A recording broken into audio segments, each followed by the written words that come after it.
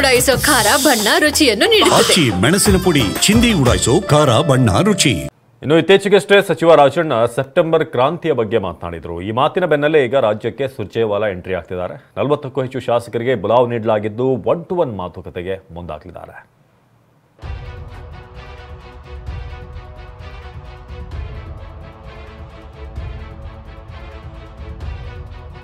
ಸಚಿವ ಕೆಎನ್ ರಾಜಣ್ಣ ಕ್ರಾಂತಿ ಮಾತುಗಳನ್ನಾಡಿದ್ದಾರೆ. ಸಿಎಂ ಬದಲಾವಣೆ, ಕೆಪಿಸಿಸಿ ಅಧ್ಯಕ್ಷರ ಬದಲಾವಣೆ ಅಂತ ಬಾಂಬ್ ಸಿಡಿಸಿದ್ದಾರೆ. ಸಚಿವ ರಾಜಣ್ಣ ನೆನೆ ಈ ಸ್ಫೋಟಕ ಮಾತುಗಳನ್ನಾಡ್ತಿದ್ದಂತೆ ಇದೀಗ ಕಾಂಗ್ರೆಸ್ನಲ್ಲಿ ಭಾರಿ ದೊಡ್ಡ ಬೆಳವಣಿಗೆ ನಡೀತಿದೆ. ನಾಳೆ ರಾಜ್ಯ ಕಾಂಗ್ರೆಸ್ ಉಸ್ತುವಾರಿ ರಣದೀಪ್ ಸುರ್ಜೇವಾಲಾ ರಾಜ್ಯಕ್ಕೆ ಎಂಟ್ರಿ ಕೊಡ್ತಿದ್ದಾರೆ. ನಾಳೆ ರಾಜ್ಯಕ್ಕೆ ಕಾಂಗ್ರೆಸ್ ಉಸ್ತುವಾರಿ ಸುರ್ಜೇವಾಲಾ ಎಂಟ್ರಿ. 40ಕ್ಕೂ ಹೆಚ್ಚು ಶಾಸಕರ ಜೊತೆ 1-to-1 meeting. CM Delhi tour ಬಳಿಕ ಹಲವು ಬೆಳವಣಿಗೆಗಳು ನಡೆದಿವೆ. ನಾಳೆ ರಾಜ್ಯಕ್ಕೆ ಕಾಂಗ್ರೆಸ್ ಉಸ್ತುವಾರಿ ರಣದೀಪ್ ಸುರ್ಜೇವಾಲಾ ಆಗಮಿಸುತ್ತಿದ್ದಾರೆ. ಶಾಸಕರೊಂದಿಗೆ 1-to-1 ಸಭೆ ನಿಗದಿಯಾಗಿದೆ. ಪಕ್ಷದ ಹಿರಿಯ ಶಾಸಕರು, ನೂತನ ಶಾಸಕರ ಜೊತೆಗೆ ಸುರ್ಜೇವಾಲಾ ಮುಖಾಮುಖಿ ಮಾತನಾಡಲಿದ್ದಾರೆ. ಸುಮಾರು 40ಕ್ಕೂ ಹೆಚ್ಚು ಶಾಸಕರಿಗೆ ಸುರ್ಜೇವಾಲಾ ಬುಲಾವ್ ನೀಡಿದ್ದಾರೆ. ಪ್ರತಿಯೊಬ್ಬ ಶಾಸಕರಿಗೂ ತಲಾ 10 ನಿಮಿಷ ಸಮಯ ನಿಗದಿ ಮಾಡಿದ್ದಾರೆ. ಪ್ರತಿಯೊಬ್ಬ ಶಾಸಕರಿಗೂ ತಾವೇ ಖುದ್ದು ಕರೆ ಮಾಡಿ ಆಹ್ವಾನಿಸಿದ್ದಾರೆ. ಕೆಪಿಸಿಸಿ ಕಚೇರಿಯಲ್ಲಿ ಶಾಸಕರ ಜೊತೆಗಿನ ಈ ಸಭೆ ನಿಗದಿಯಾಗಿದೆ. 1-to-1 ಸಭೆಗೆ ಆಹ್ವಾನಿತರ ಪೈಕಿ ಪಕ್ಷಕ್ಕೆ ಅನುಕೂಲವಾಗೋ ರೀತಿಯಲ್ಲಿ ಕೆಲಸ ಮಾಡ್ತಿರೋ ಬುಲಾವ್ ಬಂದಿದೆ. ಇನ್ನು ಕೆಲವು ಶಾಸಕರ ಮೇಲೆ ಇರುವ ಪ್ರಕರಣಗಳ ಬಗ್ಗೆಯೂ ಸುರ್ಜೇವಾಲಾ ಮಾಹಿತಿ ಕಲೆ ಹಾಕಿದ್ದಾರೆ. ಹೀಗಾಗಿ ಈ 1-to-1 ಮೀಟಿಂಗ್ನ ಉದ್ದೇಶ ಏನು ಅನ್ನೋದು ಕುತೂಹಲಕ್ಕೆ ಕಾರಣವಾಗಿದೆ. ಸಿಎಂ ಬದಲಾವಣೆ ಕಾಲ ನಿರ್ಣಯ ಎಂದ K N Rajanna. Satish KPCC ಅಧ್ಯಕ್ಷರಾಗಬಹುದು.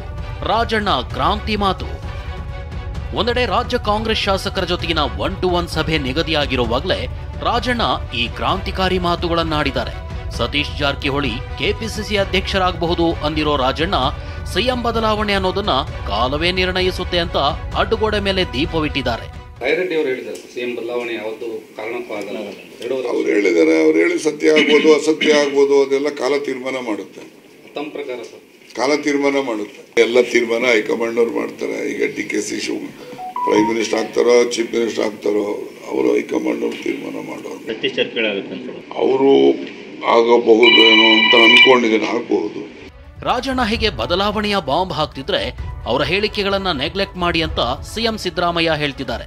DCM DK ಕೂಡ ಈ ಹೇಳಿಕೆ ಸಿಎಂ ಹಾಗೂ ರಾಜಣ್ಣಗೆ ಬಿಟ್ಟಿದ್ದು ಅಂದಿದ್ದಾರೆ.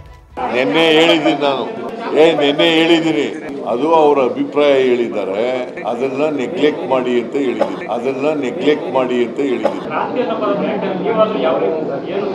ಚೀಫ್ ಮಿನಿಸ್ಟರ್ ಇದ್ದಾರೆ, ರಾಜಣ್ಣ ಅವರಿದ್ದಾರೆ. ದಸರಾ ಹೊಸ ಮುಖ್ಯಮಂತ್ರಿ ಮಾಡ್ತಾರೆ ಅಶೋಕ್.